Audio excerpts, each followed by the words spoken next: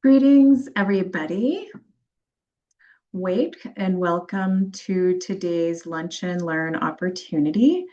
Today's Lunch and Learn has come around from questions that have come up in previous Lunch and Learn opportunities and also just in conversation with people. And so, yeah, I'm thankful to the members in the health boardroom for coming to check this out. And this will be recorded. It's being recorded and available online.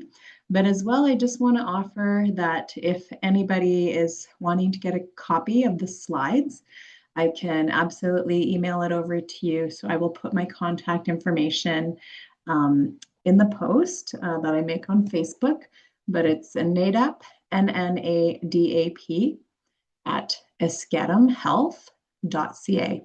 And I can send you your very own copy of the slides to look through and think about applying it to your own lives. So yeah, without further ado, today's Lunch and Learn is called Trauma and Memory.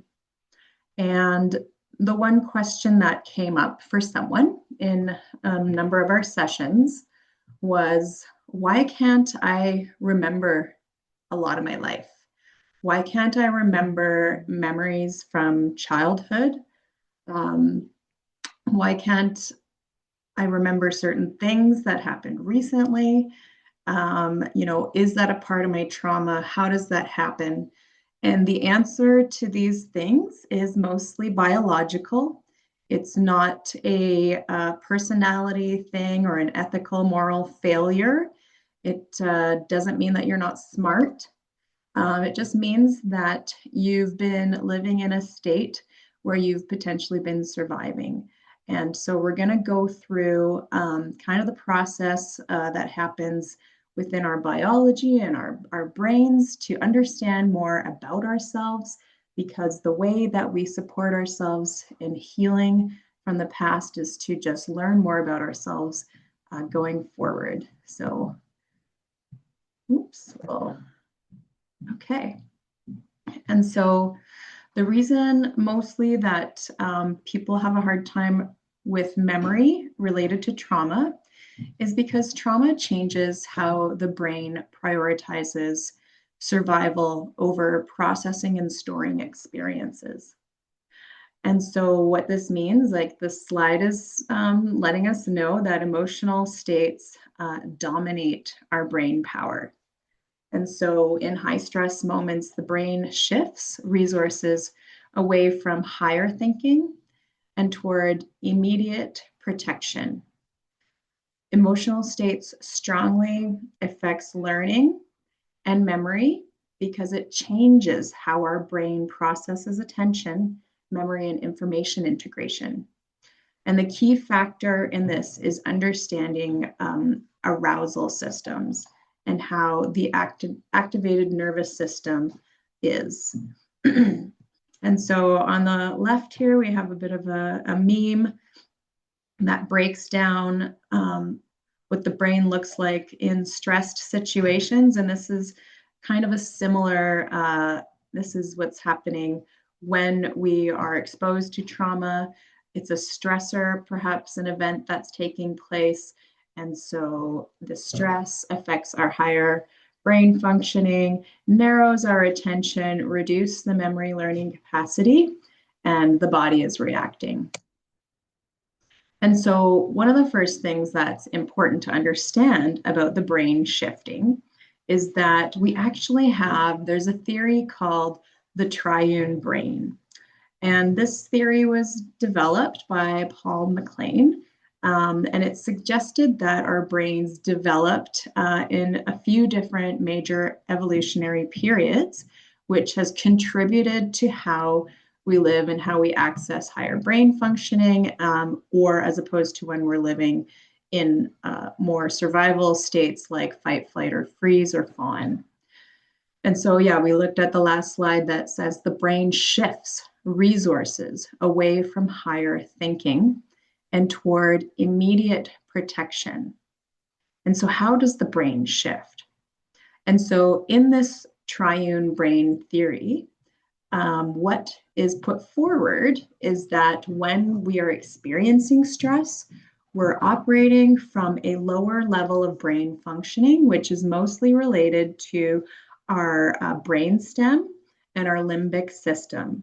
So here on the right, we see that there's the lizard brain, which is the first part of our brains that began to develop. If we think of our ancestors, cavemen, this was the early brain that we lived with that helped us survive outrunning lions and bears and Sasquatch, oh my. And then later on, there was a development of the brain, which was the limbic system. And this is called the mammalian brain. And this is when we started to form a brain around emotions and memories and habits and attachments. This was when we started to live in organized societies. There were villages that were starting to build, family units became larger, and we needed to survive in a different way. And so the emotional brain evolved to help us connect to other people. And then the neocortex brain, which is our most developed brain, is the rest of the brain around us that is the gray matter that composes the language processing, abstract thoughts, imagination, reasoning, and rationalizing.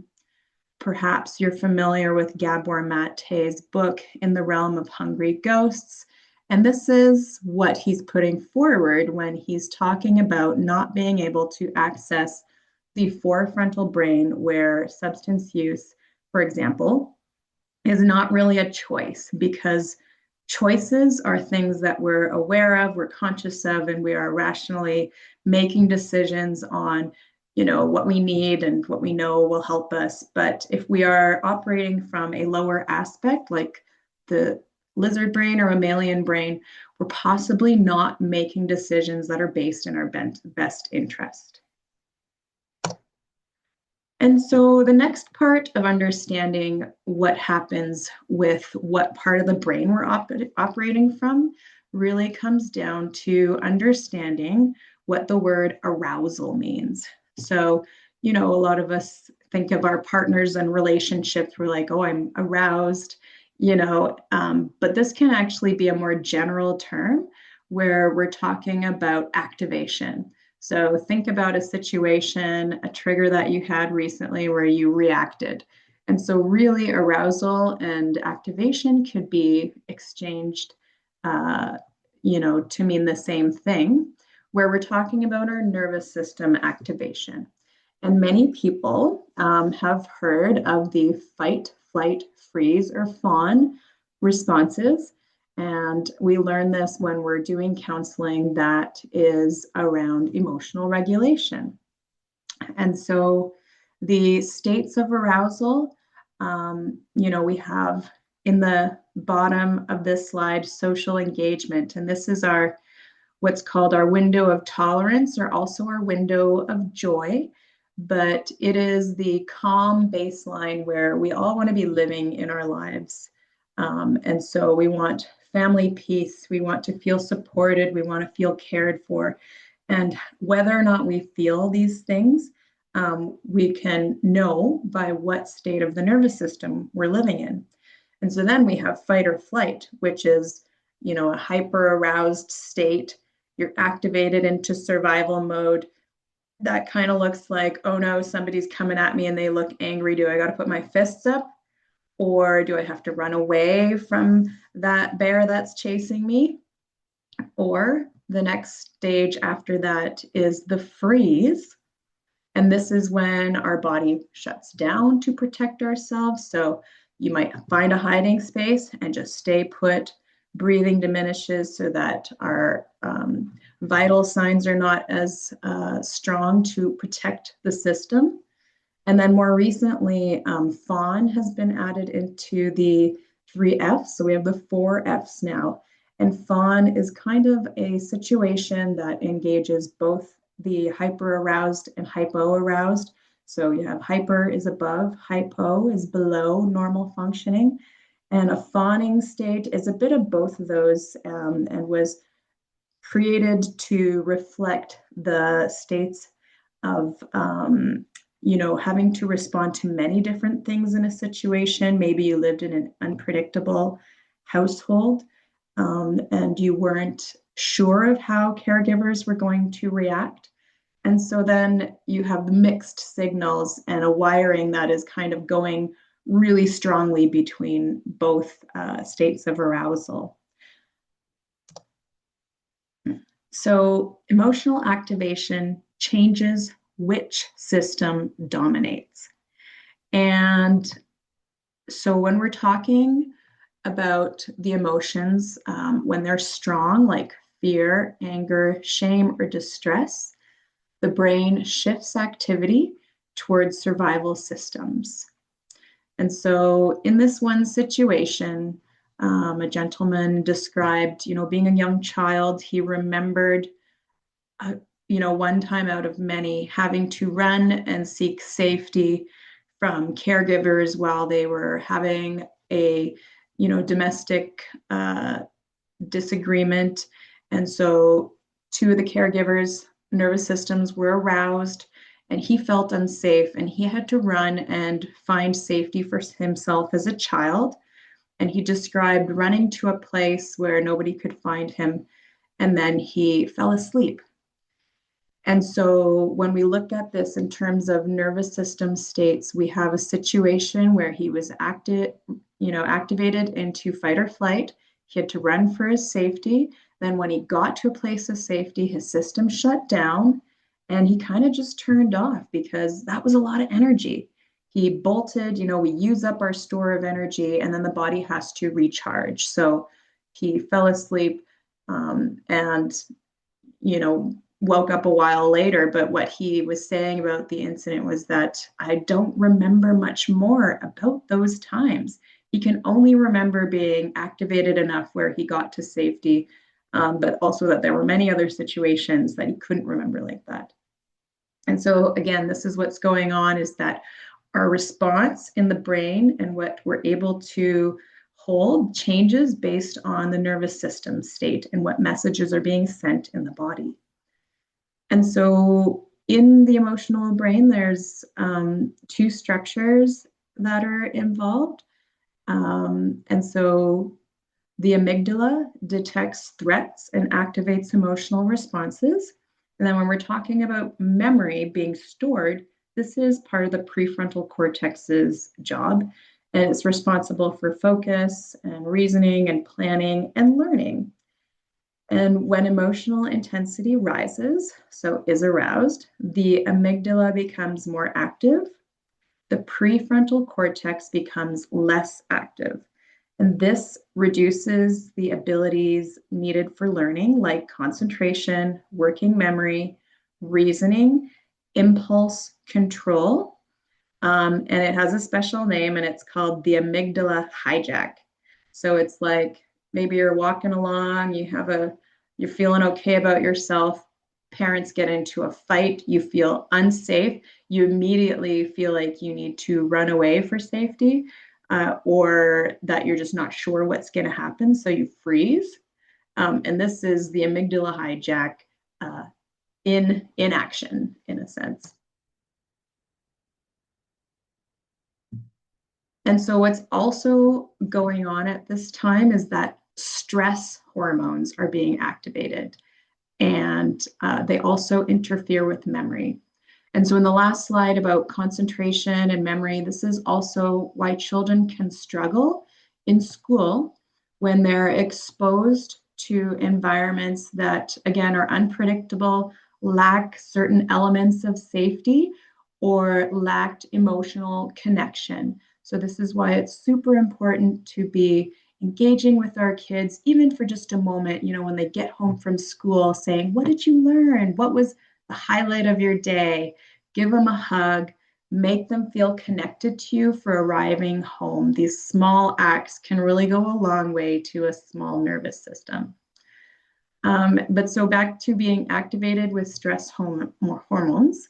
High emotional states can trigger stress hormones such as cortisol and adrenaline.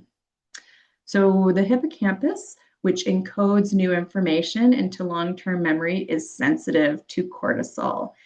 It does not work very well with cortisol. And when cortisol is elevated, memory encoding decreases, recall becomes harder, and our cognitive flexibility drops. So a person may hear information but not retain it because the type of neurochemistry, the climate that we need in our brain to help really encode memory is not quite there, is not quite supporting the system. And so this is, again, why positive emotional reinforcement can really help. Not all elevated emotional states are harmful. I just want to add this slide in here to support the fact that sometimes great levels of positive engagement can really create good conditions for learning. But again, it has to be something that's based in support and connection and not based in fear of survival. Having positive engagement, if someone's hyper aroused because they're positively influenced, that might mean that there's an increase in attention, there's an enhanced motivation to learn something, and there's also strengthening of memory encoding that can take place. Certain states can activate dopamine in the brain when it is a pleasurable experience, like when we engage with our curiosity, inspiration, or meaningful personal connection to material. And this is also why a lot of the time later on in life, adults, especially adults living with ADD or ADHD, find that they're able to learn better. Well, again, your neurochemistry describes what's going on or can help us understand ourselves better, because to have that high level of learning or inspiration, that is, again, our dopamine system being activated in a positive way and rewarding ourselves for this type of curiosity. And so at moderate levels, emotional connection is helpful in learning. This is why kids love to have fun when they're learning in school, right? And so the question that comes up next for me is, what happens in therapy or recovery settings or the classroom? When someone is in a state of high arousal, they may nod and appear to understand. They may agree verbally, but they might forget the information shortly after. So this is the way that we can help understand what's going on or recognize cues or symptoms in people. If we're trying to figure out whether or not they're struggling, we can look at a pattern over, attendance with a child, or what a person's attention looks like, to try to gauge, are they really acknowledging? Is the information sitting in, or do we feel like we have an overwhelmed system that's just sitting there doing this and taking in the information, but it's going out the back door, right? So this happens because the brain was not in a state of capable encoding for learning. And this is common when we have people who are fresh into treatment for substance use. This happens when we're working on trauma therapy, because we're working with old information, we're working with feelings that are stored in the body, we're working with present behaviors that are bringing up lots of different information. So we might be processing a lot, and you might be present, but also not present, right?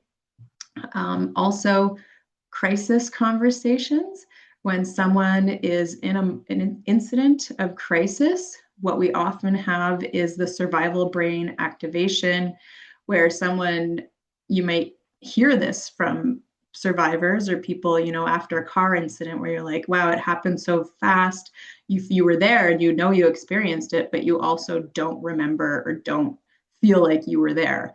And so this, again, is the situation of the nervous system being aroused and our brain going to a more offline state in order to survive. And it's not wrong. It's just what our body does to actually help us live. So again, it's about understanding how our biology works so that we don't feel there's something wrong with me or like I'm broken. And then also in emotionally charged arguments, we can get into these states where we shut down. And this is, where a lot of couples struggle if there's a lot of domestic violence or arguments about people's needs. This is why it's important to first calm ourselves and get to a state where we can feel heard. And then you would go to relationship counseling and try to work on communication going forward. And so, yeah, again, this slide is just to revisit what we spoke about in the beginning, where memory and learning work best when our bodies are regulated. And I looked up a definition for regulation because it's a fairly new term it's a bit of a buzzword. It's being used a lot, but it's very relevant for how we're understanding ourselves and understanding how trauma is processed in the body. And the definition here is regulation refers to the nervous system's ability to respond to stress, adapt to changing demands, and return to a baseline that feels manageable and safe enough to function. And again, this idea comes to us from the concept of the window of tolerance. And within this window, that's where our prefrontal cortex is active, our emotional systems are balanced, and our memory formation is probably working for us. And this is the optimal state that we want to have our baseline of living in. If we're constantly hyper aroused or hypo aroused, we're going to be struggling with those symptoms of never quite feeling on. Something's always going to feel a bit off. So, yeah, outside the window, again, hyper arousal looks like panic. It can be anger, anxiety, something where you're probably experiencing a really fast heart rate. You might feel clammy. You might feel shaky. And then the hypo arousal is the shutdown and dissociation and depressive states of the nervous system. And so learning becomes easier when we are living in our window of tolerance. And so, how do we help ourselves when we realize that our nervous system is becoming aroused? Well, that has a lot to do with our self care and our ability to just find little ways every day to process stress and reduce overall stress to our lives. So on the right here on the slide, you see we have some tips to reduce stress from the Thurston County Public Health Social Services. There's so many good resources out there. I myself use YouTube a lot for learning and gathering information for groups and things. So there's some suggestions here that they have, but the one thing I wanted to really point out first is that in order to get to a place where we are doing these stress reduction activities, we might first need to acknowledge and forgive ourselves. Forgive yourself for reacting because this is just our biology. It doesn't mean it's wrong. It means that your body was taught something based on your previous experiences, and this is how you're going to react when the alarm goes sounding. And so, yeah, first step when we notice that is to say, I forgive myself. I love myself. I forgive myself for reacting, and I'm just going to keep working to reduce my stress. And then the second step would be to commit to a learning. And it can be about trauma and recovery. But it doesn't have to mean that you're working with an expert. It just means to have an awareness to improve your support for future events. So first step, we're going to forgive ourselves. Second step, we're going to commit to a new learning or to reaffirming something that we've learned, potentially just like the next time you feel like I've been triggered. This is based on my trauma. I can't I don't know how to process this, or I have a lack of memory from the past of why I'm even reacting like this. Forgive yourself, commit to learning about your biology or a cultural tool or a means to process stress. And then the third step that I've found is really key to making all of this innate knowledge so secured in ourselves is the practice of self compassion. And having compassion for ourselves is just like it is when we have compassion for others, but we're putting ourselves first. And so, based on the teachings of Kristen Neff, who is a counselor, clinical counselor who studied compassion and self compassion, she says that there's three main components. And so, if you're not quite understanding again self compassion, what does that mean? Number one, it means we're just going to be kind to ourselves. We're going to offer the same kindness that we give our loved ones to ourselves. The second component is that we are realizing our common humanity, where, others make mistakes. We also make mistakes. We're only human. We have to remind ourselves of that so that we don't struggle with perfectionism or over expecting things of ourselves. We are only human. And then the third step again goes back to creating mindfulness. Small moments of awareness can help us to be able to do different next time. Small moments of mindfulness helps us return to our window of tolerance or our window of joy, where we can say, oh, I forgive myself. I'm going to be kind to myself right now. I was activated, and that was based on my past experiences. That's only human. My family has dealt with that. My people have dealt with that. It's a common human experience.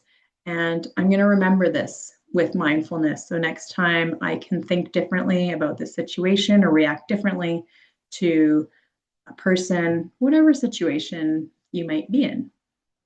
And so, yeah, again, the main tips that we found that I think are really good to focus on when we're thinking about reducing stress in our lives is to think about things like body. How much are we moving around? What is our physical pattern? So, do we sit a lot at a desk? I know I do. And at the end of my day, I have to go for at least a half-hour walk that involves a hill. So, I get a little bit of a workout and feel like I've exerted some of that extra energy that stores up and becomes anxiety down the road, right? So, we got to move our body. How much are we moving our body? It doesn't have to be going to the gym. It can simply be a swim, a dip in the lake, doing a little dance in your living room. But it's time that you carve out for yourself. And the second thing would be doing things you enjoy. So this again is important why we should be focusing on creating new hobbies or interests or finding ways to connect with people to unwind after having, a busy work day. We want to make sure that we are eating healthy because food is directly related to whether or not our bodies are feeling nourished and feeling balanced.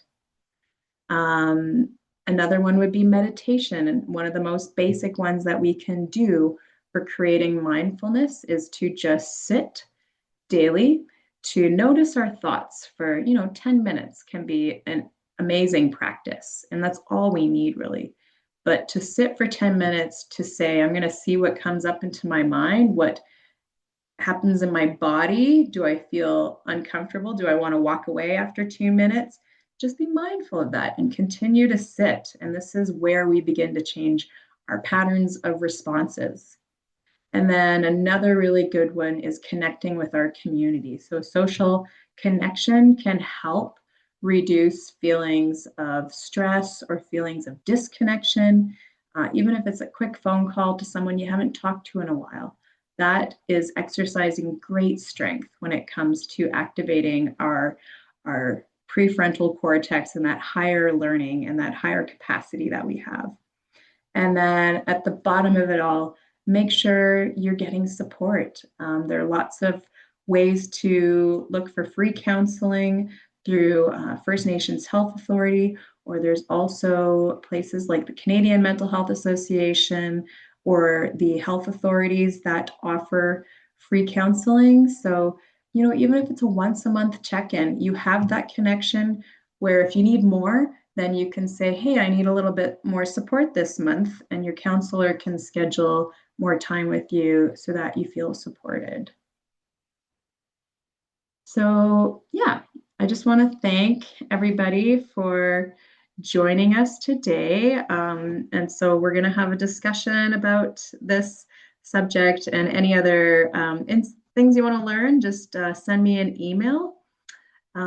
The information of what people want to know is always coming up in our conversations. So, yeah, I hope that if you've tuned into this, that you've learned something. And if anything comes up for you, again, you can reach out to me at the Scanum Health Center. And I look forward to our next Lunch and Learn. Thank you, everybody.